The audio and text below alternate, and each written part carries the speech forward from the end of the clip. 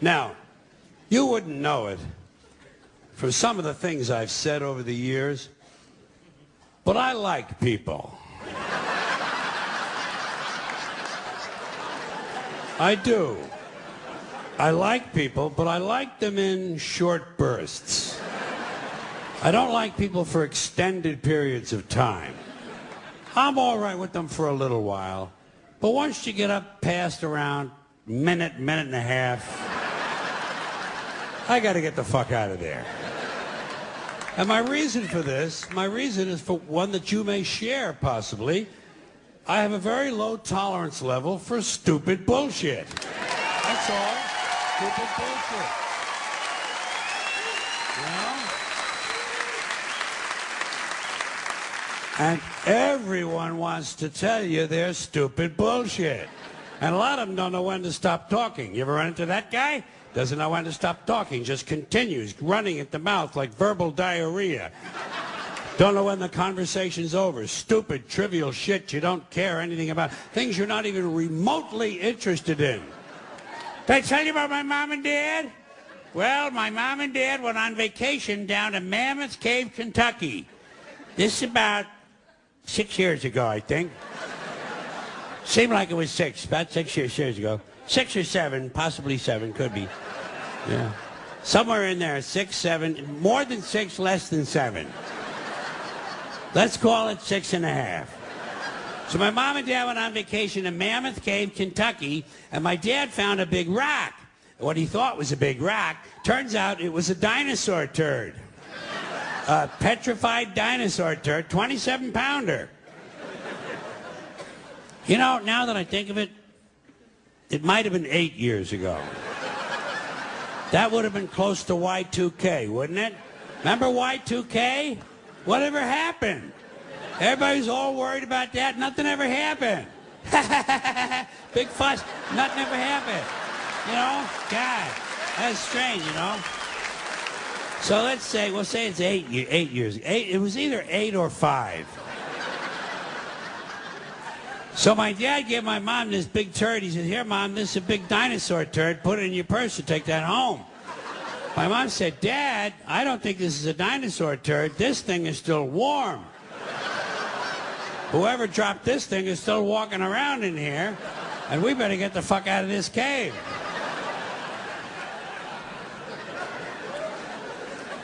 Nine years ago. 9.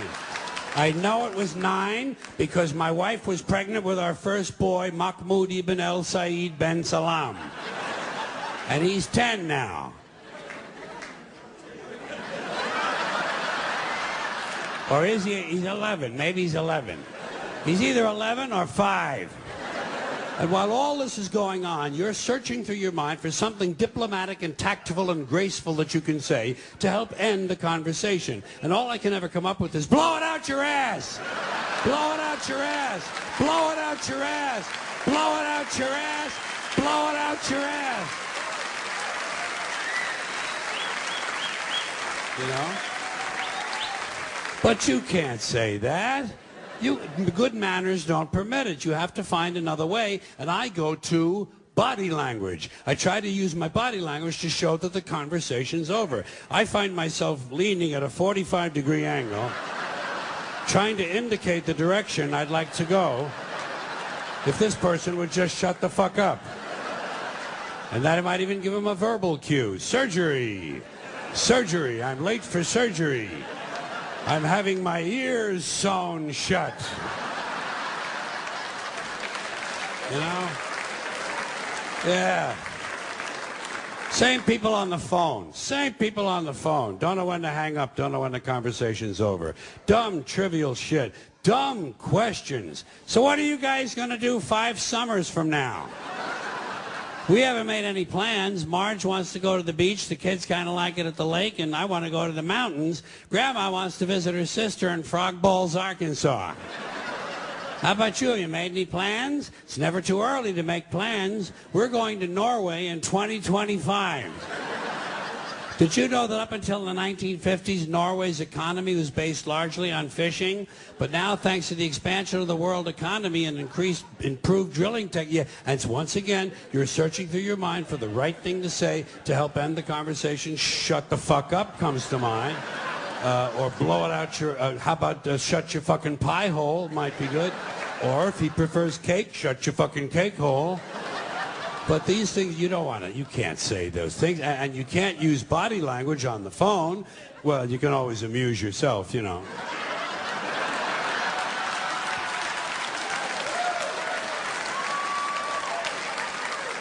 Or if it's your mother, you show your mother respect, you put her on speakerphone.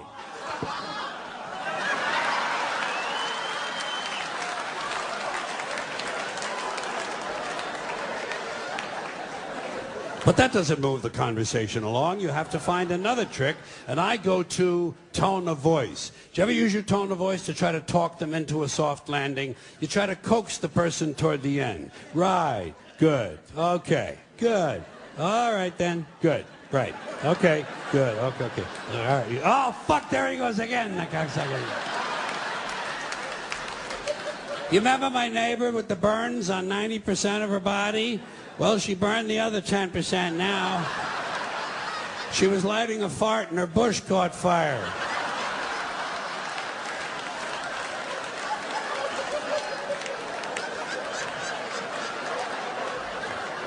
Listen, Reverend.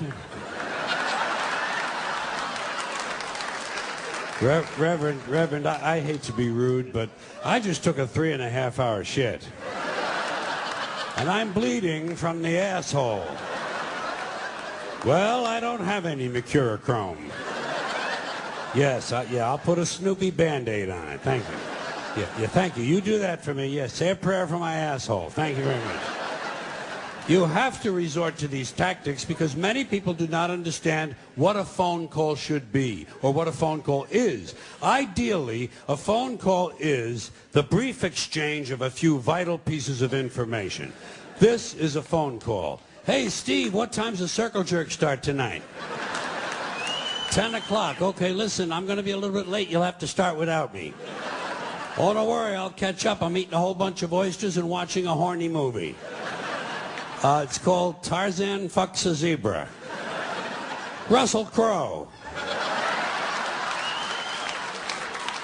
Well, it's kind of a fantasy. Right now, Renee Zellweger is blowing a unicorn. That's a phone call.